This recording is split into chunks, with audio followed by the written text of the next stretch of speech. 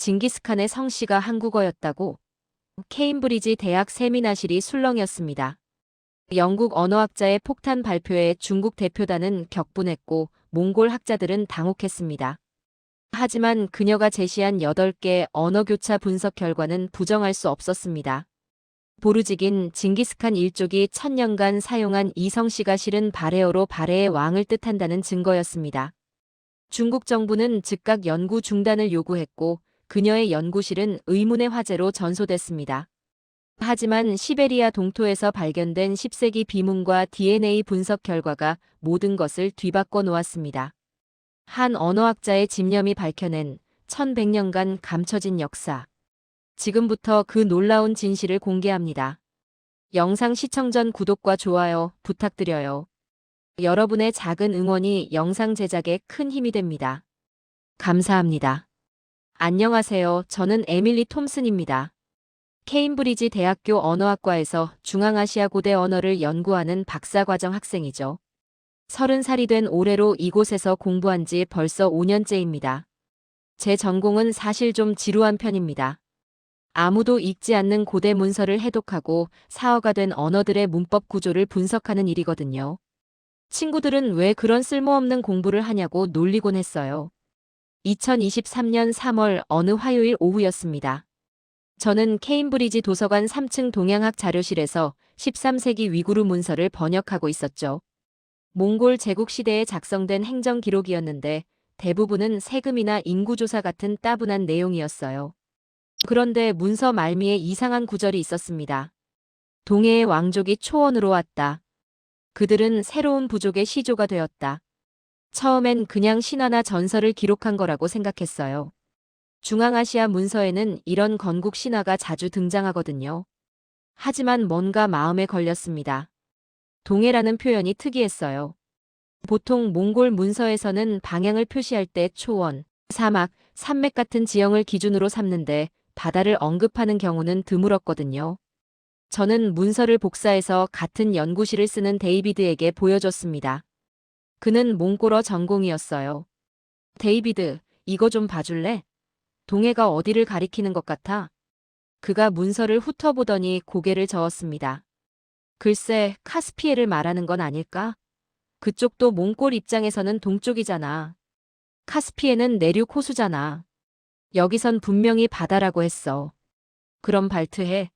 아니면 그냥 비유적 표현일 수도 있고. 설득력 있는 답은 아니었습니다. 저는 혼자 계속 고민했어요. 동해, 왕족, 초원. 이 세 단어의 조합이 자꾸 머릿속을 맴돌았죠. 다음 날 점심시간에 저는 도서관 4층 한국학 자료실로 갔습니다. 혹시나 하는 마음이었어요. 한국 고지도를 펼쳐보니 동해라는 이름이 선명하게 표기되어 있었습니다. 한반도 동쪽 바다였죠. 그 순간 번뜩이는 생각이 들었어요. 만약 이 문서의 동해가 한국의 동해를 가리킨다면, 그렇다면 왕족은 한반도 출신일 수도 있다는 건데.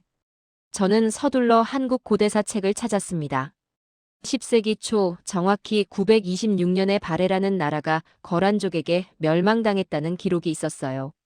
왕족의 일부는 고려로 망명했고 일부는 행방이 묘연하다고 적혀 있었죠. 심장이 빠르게 뛰기 시작했습니다. 발해 멸망 시기와 몽골 부족의 형성 시기가 겹쳤어요. 그리고 징기스칸 일족의 성씨인 보르지긴. 이 단어의 정확한 어원을 아는 학자는 아무도 없었습니다. 저는 급히 발해어 연구 자료를 찾았어요. 발해는 고구려를 계승한 나라였고 고구려어의 영향을 많이 받았다고 되어 있었죠. 고대 한국어 사전을 뒤적이다가 저는 숨이 멎을 뻔했습니다. 보르는 고대 한국어로 해를 뜻하는 발과 의문론적으로 대응될 수 있었어요. 지기는 왕을 뜻하는 금이나 김과 유사했죠. 보르지긴이 혹시 발해의 왕을 뜻하는 건 아닐까요? 터무니없는 상상이라고 스스로를 다그쳤습니다. 하지만 호기심은 계속 커졌어요. 만약 이게 사실이라면 징기스칸의 조상이 한국 고대 왕국 출신이라는 뜻이었으니까요. 그날 밤 저는 잠을 이룰 수 없었습니다. 책상에 앉아 위구르 문서를 다시 들여다봤어요. 이 작은 단서가 어디로 이어질지 저는 전혀 몰랐습니다. 그날 이후 저는 미친 사람처럼 자료를 뒤지기 시작했습니다. 하루에 4시간만 자고 나머지 시간은 모두 도서관에서 보냈어요. 제 가설을 증명하려면 한두 개 문서로는 부족했습니다. 여러 언어로 된 독립적인 증거들이 필요했죠. 저는 체계적인 접근을 하기로 했습니다. 몽골어, 만주어, 고대 한국어, 거란어, 위구르어, 페르시아어, 한문, 티베트어까지 총 8개. 언어로 된 문헌을 모두 검토하기로 한 거예요. 각 언어마다 전문가들에게 도움을 청했습니다. 가장 먼저 만주어 교수인 왕 선생님을 찾아갔어요. 그는 중국인이었지만 학문적으로는 정직한 분이었죠. 교수님, 청나라 시대 몽골 관련 기록을 보고 싶습니다. 왕 교수님이 몇 가지 문서를 보여줬는데 그중 하나에 이런 구절이 있었어요. 몽골 황금시족은 스스로를 보르지긴이라 하는데 이는 동방에서 온 귀족을 뜻한다. 동방이라는 표현이 다시 나왔습니다. 페르시아어 문헌도 중요했습니다. 일칸국의 제상 라시드 알딘이 쓴 집사에는 몽골 역사가 상세히 기록되어 있거든요. 옥스퍼드 도서관 특별 서고에 그의 필사본이 보관되어 있다는 걸 알게 됐어요. 특별 서고는 일반 학생이 들어갈 수 없는 곳이었습니다. 저는 지도교수인 해리슨 박사님께 부탁드렸죠. 교수님, 제 연구에 꼭 필요한 자료입니다. 해리슨 교수님은 회의적이었어요. 에밀리, 자네 요즘 너무 몰두하는 것 아닌가? 징기스칸이 한국인이라는 주장은 좀. 교수님, 저는 징기스칸이 한국인이라고 주장하는 게 아닙니다. 그의 조상 중 일부가 한반도 출신일 가능성을 탐구하는 거예요.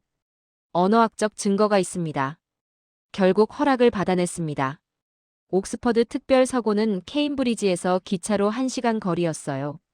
서고 관리자인 마거린 여사는 엄격한 분이었지만 제 열정을 보고는 흔쾌히 도와주셨죠. 먼지 쌓인 필사본을 조심스럽게 펼쳤습니다.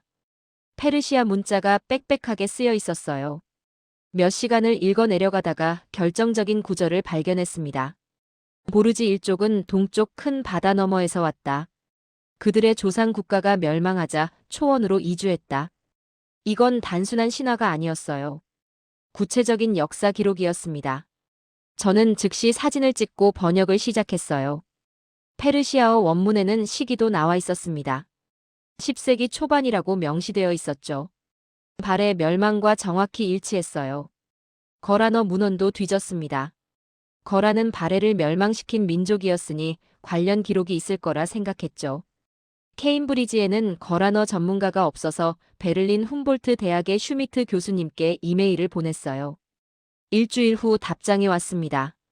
에밀리, 흥미로운 질문이군요. 거란 황제 연호 문서에 이런 기록이 있습니다.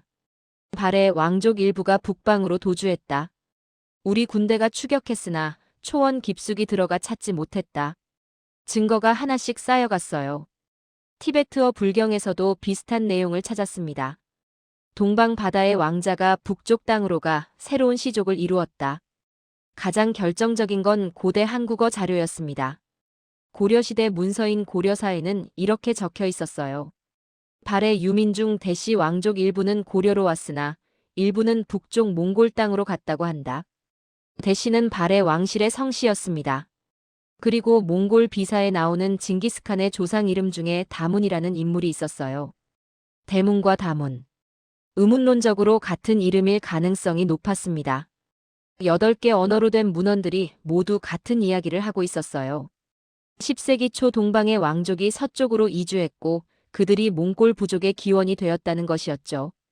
저는 모든 자료를 정리해서 보고서를 작성했습니다. 제목은 보르지긴의 언어학적 기원 8개 언어 교차 분석이었어요. 이제 이걸 발표할 차례였습니다. 하지만 해리슨 교수님은 조심스러웠습니다. 에밀리, 이건 정치적으로 매우 민감한 주제야.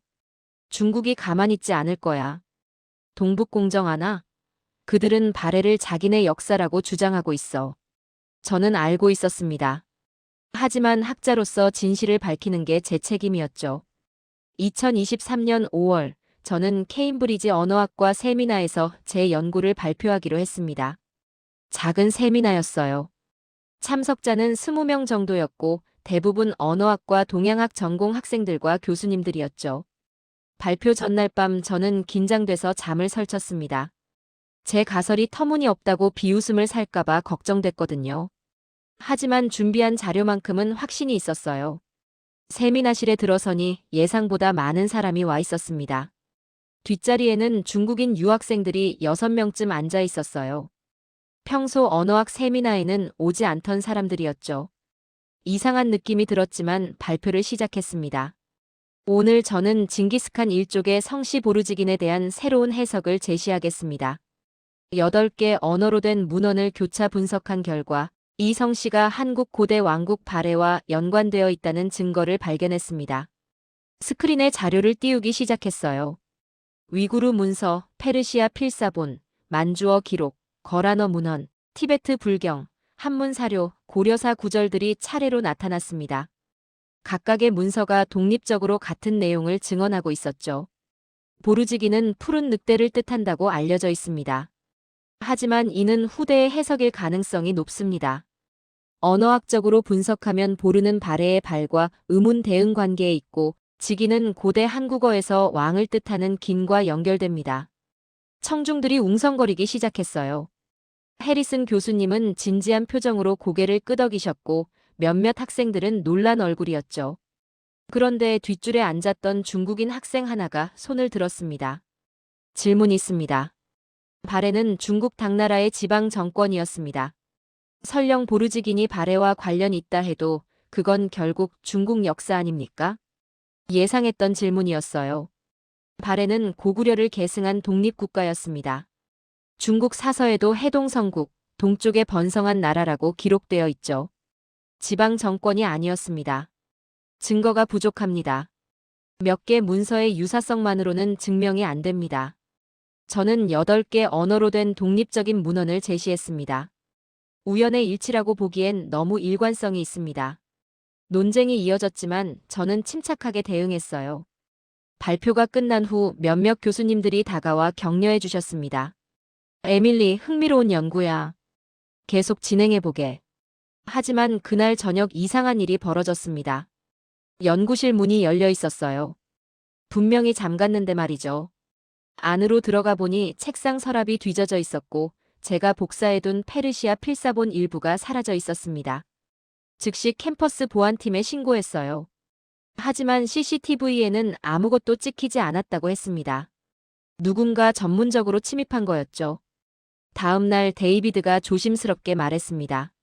에밀리, 중국 유학생들이 너에 대해 뭔가 얘기하던데. 조심해. 무슨 얘기? 너를 역사 왜곡자라고 부르더라. 그리고 중국 대사관에 신고하겠다고도 했어. 등골이 오싹했습니다. 하지만 다행히 중요한 자료는 모두 클라우드에 백업해뒀어요. 원본은 해리슨 교수님 연구실 금고에 보관했죠. 일주일 후 더 노골적인 위협이 왔습니다. 중국 대사관 문화부에서 공식 서한이 케임브리지 대학으로 왔어요. 에밀리 톰슨의 연구는 역사적 사실을 왜곡하고 있으며 중국의 영토 주권과 역사 주권을 침해하는 행위다. 즉각 중단을 요구한다. 해리슨 교수님이 저를 불렀습니다. 에밀리, 학교 측에서도 부담스러워하고 있어. 중국 정부의 압력이 만만치 않아. 교수님, 저는 학문적 연구를 하고 있을 뿐입니다. 정치적 의도는 없어요. 나도 알아. 하지만 조심해야 해. 이건 단순한 학술 논쟁이 아니야. 그날 밤 저는 오랫동안 고민했습니다. 계속할 것인가 멈출 것인가. 하지만 제가 발견한 증거들은 너무나 명확했어요. 진실을 밝히는 게 학자의 책임이라고 생각했습니다. 저는 결심했어요. 더 많은 증거를 찾아야 했습니다. 문헌 자료만으로는 부족했죠. 고고학적 증거와 과학적 분석이 필요했어요. 그래서 저는 몽골과 한국의 학자들에게 연락하기 시작했습니다.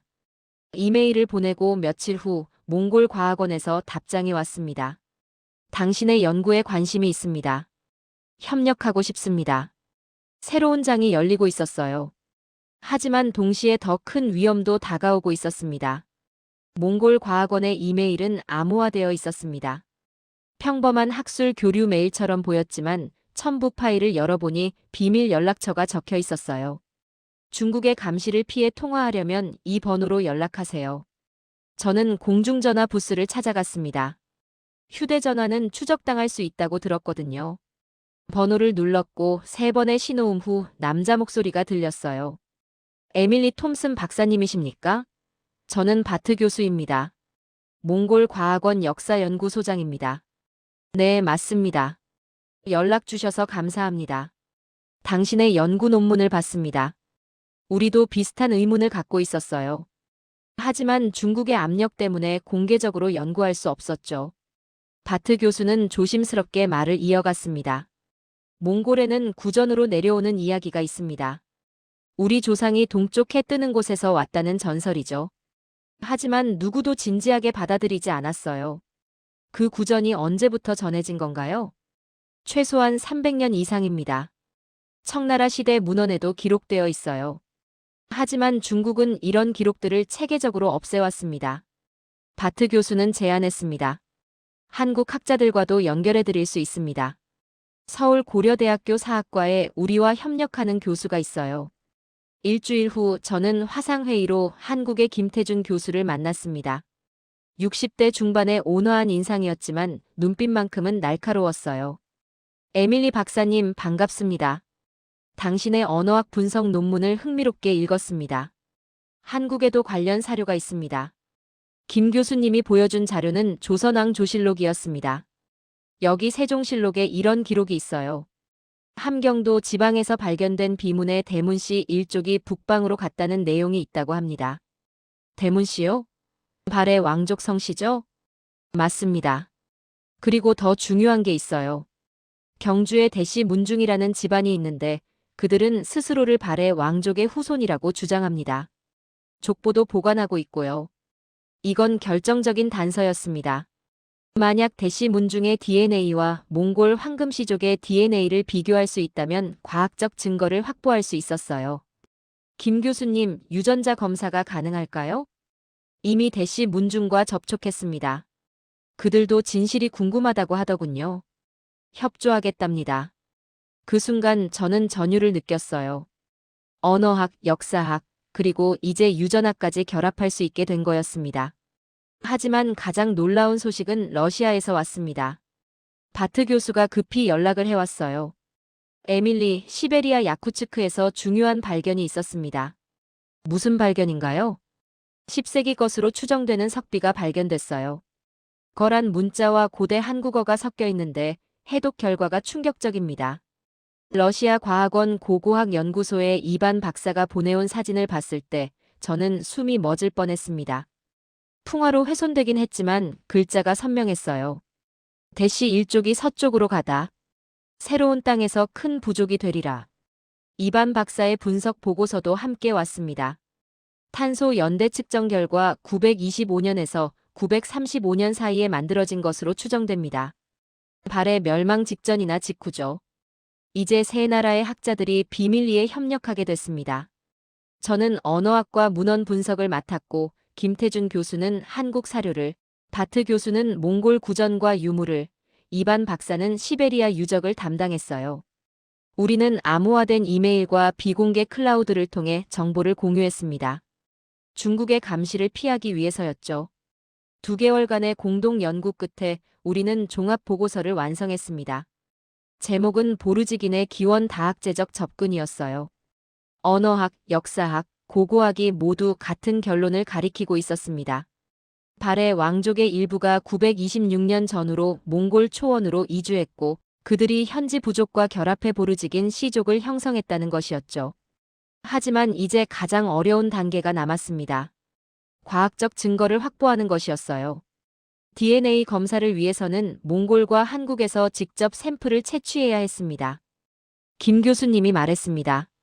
경주대시 문중은 준비됐습니다. 몽골 쪽은 어떻습니까? 바트 교수가 답했어요. 황금시족 후손 중 몇 분이 협조하겠다고 했습니다. 하지만 문제가 있어요. 무슨 문제죠?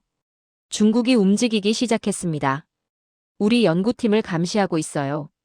위험이 점점 커지고 있었습니다. 하지만 우리는 이미 돌아갈 수 없는 강을 건넜어요. 2023년 8월, 드디어 DNA 샘플 채취가 시작됐습니다.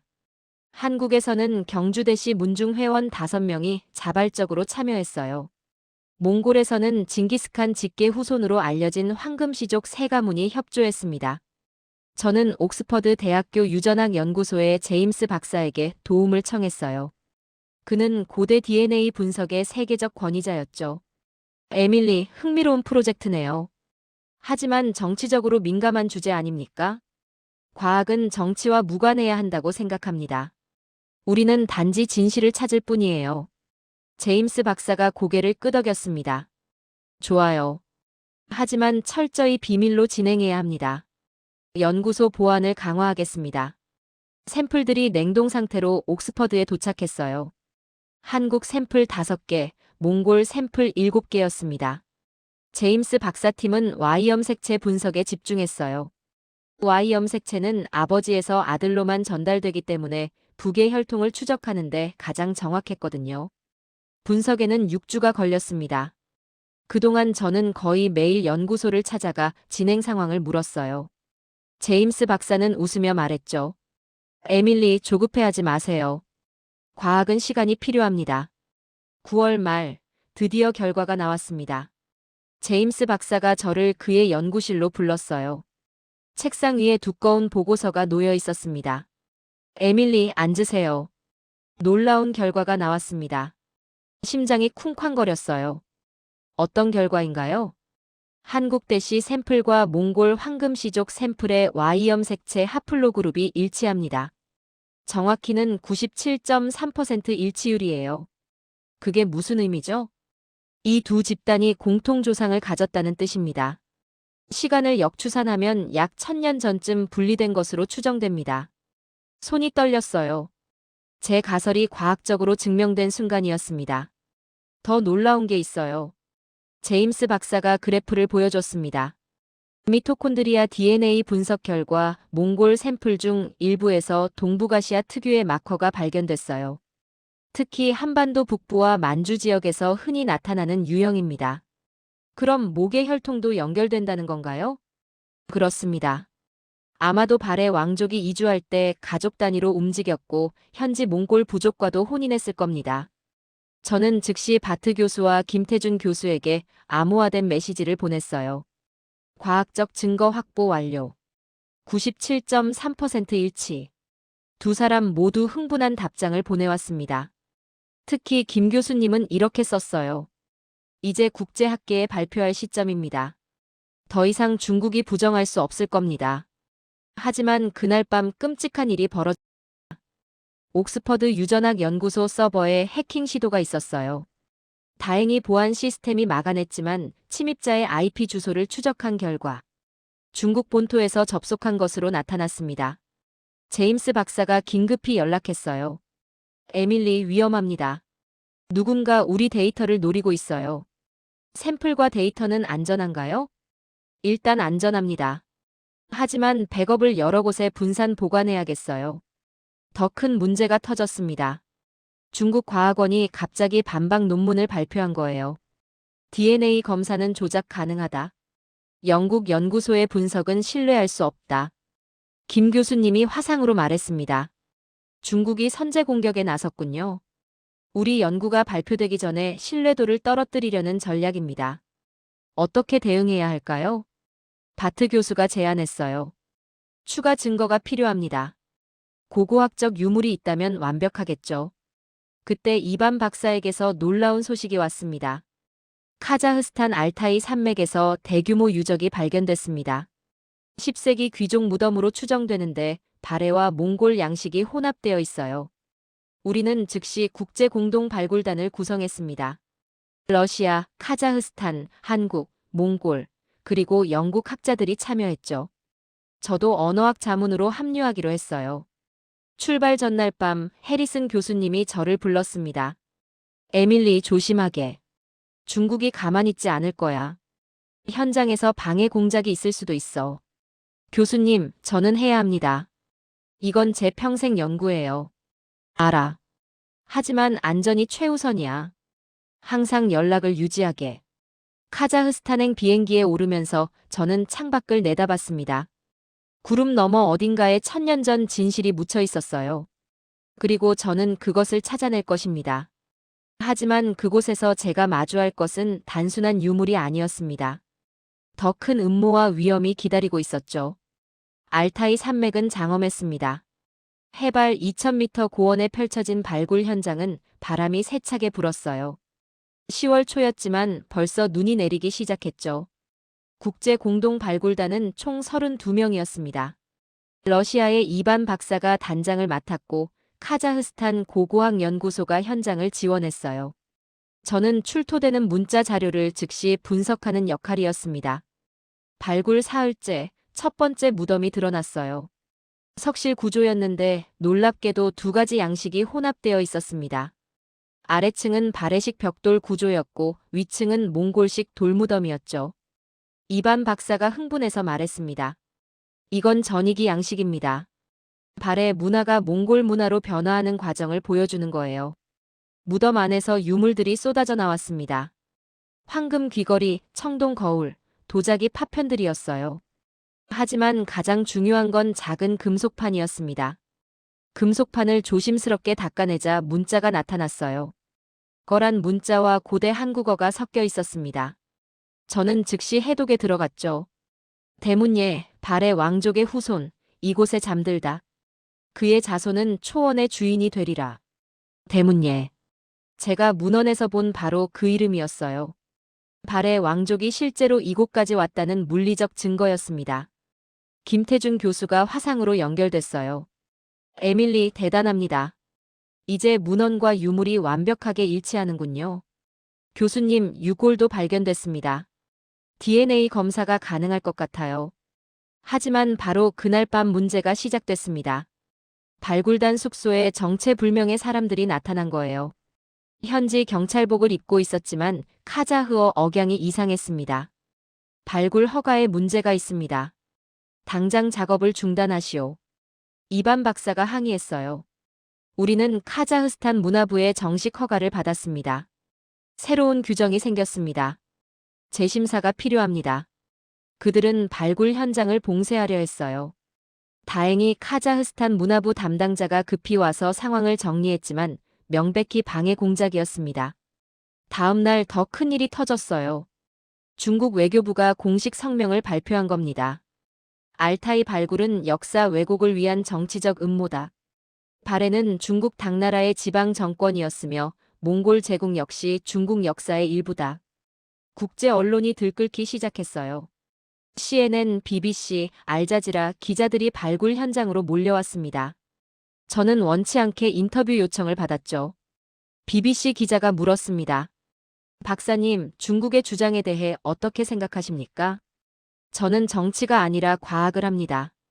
언어학, 고고학, 유전학이 모두 같은 결론을 가리키고 있어요.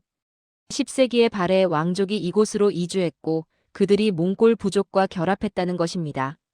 증거가 충분하다고 보십니까? 8개 언어로 된 독립적 문헌, DNA 일치율 97.3%, 그리고 이 유적지. 이보다 더 명확한 증거가 어디 있겠습니까? 인터뷰가 방송되자 중국의 반발은 더욱 거세졌어요. 중국 과학원은 긴급 기자회견을 열었습니다. 영국 학자의 연구는 조작됐다. DNA 샘플이 바뀌었을 가능성이 크다. 제임스 박사가 황급히 연락했어요. 에밀리, 큰일입니다. 누군가 우리 연구소에 불을 지르려 했어요. 뭐라고요? 다행히 야간 경비원이 발견해서 큰 화재는 막았지만 명백한 방화 시도였습니다. 경찰이 수사 중입니다. 같은 날 제 케임브리지 연구실에서도 화재가 났어요. 새벽 3시였습니다. 소방대가 빨리 출동해서 건물 전체가 타는 건 막았지만 제 연구실은 완전히 전소됐죠. 다행히 중요한 자료는 모두 클라우드에 백업되어 있었고 원본은 해리슨 교수님 금고에 있었어요. 하지만 이건 명백한 위협이었습니다. 해리슨 교수님이 심각한 표정으로 말했어요. 에밀리, 이제 정말 위험해. 당분간 신변 보호가 필요해. 케임브리지 대학은 제게 경호원을 배치했습니다. 바트 교수도 몽골에서 협박을 받고 있었고 김태준 교수는 한국에서 극우단체의 항해 시위에 시달렸어요. 하지만 우리는 멈추지 않았습니다. 오히려 더 빨리 움직였죠. 발굴을 서둘러 끝내고 모든 증거를 정리했어요. 유골에서 채취한 DNA는 세계국 연구소에 분산해서 동시에 분석했습니다. 11월 초 세 곳의 결과가 모두 나왔어요. 옥스퍼드, 서울대, 상트페테르부르크 연구소 모두 같은 결론이었습니다. 유골의 DNA는 현대 몽골 황금시족 및 한국 대시 문중과 일치한다. 이제 더 이상 부정할 수 없는 증거가 모였습니다. 우리는 유네스코에 긴급 학술 대회 개최를 요청했어요. 세계 학계 앞에서 모든 것을 공개할 때가 온 겁니다. 중국도 알고 있었죠. 그들의 역사 독점이 무너지는 순간이 다가오고 있다는 것을요. 2023년 12월 15일 파리 유네스코 본부 대강당에는 2,000명이 넘는 사람들이 모였습니다. 193개국 대표단, 세계 각국의 역사학자, 언어학자, 고고학자, 유전학자들이었죠. 국제 언론도 100개사 이상이 취재를 나왔어요. 저는 무대 뒤 대기실에서 떨리는 손으로 발표 자료를 다시 확인했습니다. 3년간의 연구가 오늘 이 순간에 걸려 있었어요. 해리슨 교수님이 어깨를 토닥였습니다. 에밀리, 자네는 할 수 있어. 진실은 자네 편이야. 오후 2시 사회자가 저를 호명했어요. 에밀리 톰슨 박사님, 케임브리지 대학교 언어학과입니다. 단상에 올라서자 수천 개의 눈이 저를 응시했습니다. 맨 앞줄에는 중국 대표단 20명이 앉아 있었어요. 그들의 표정은 차갑고 적대적이었죠. 심호흡을 하고 시작했습니다. 존경하는 참석자 여러분, 오늘 저는 1000년간 숨겨졌던 역사적 진실을 말씀드리겠습니다. 첫 번째 슬라이드가 떴어요. 13세기 위구르 문서였습니다. 제 연구는 이 문서에서 시작됐습니다. 동해의 왕족이 초원으로 왔다는 한 줄의 기록에서요. 그 다음 8개 언어로 된 문헌들을 차례로 보여줬어요. 몽골어, 만주어, 페르시아어, 거란어, 위구르어, 티베트어, 한문, 고대 한국어. 각각의 문헌이 독립적으로 같은 내용을 증언하고 있었습니다. 언어학적 분석 결과 보르지긴이라는 성씨는 발해와 왕의 합성어입니다. 이는 단순한 의문적 유사성이 아니라 체계적인 대응 관계를 보입니다. 청중들이 집중하기 시작했어요. 몇몇은 메모를 하고 있었죠. 이어서 시베리아 비문과 알타이 유적 사진을 보여줬습니다. 고고학적 증거입니다. 10세기 발해 양식과 몽골 양식이 혼합된 유적이 발견됐고 대문예라는 발해 왕족의 이름이 새겨진 금속판이 출토됐습니다. 그리고 결정적 증거를 공개했어요.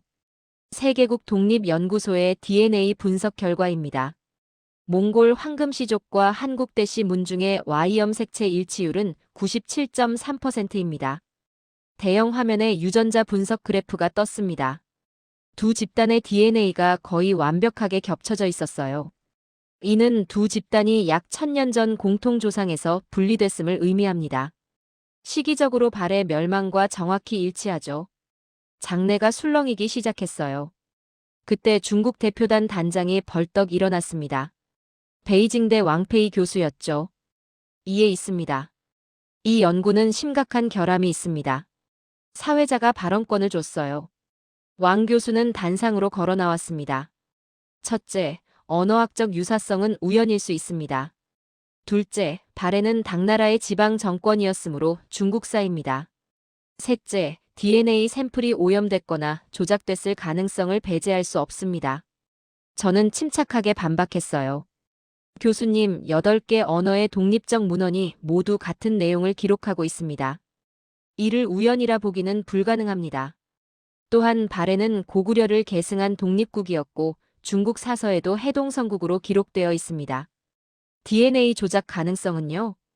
세계국 독립연구소가 동시에 분석해 같은 결과를 냈습니다. 영국, 한국, 러시아 연구소가 모두 조작에 가담했다는 주장은 비합리적입니다. 이때 미국 하버드 대학의 브라이언 교수가 발언을 요청했어요. 그는 몽골사의 세계적 권위자였습니다.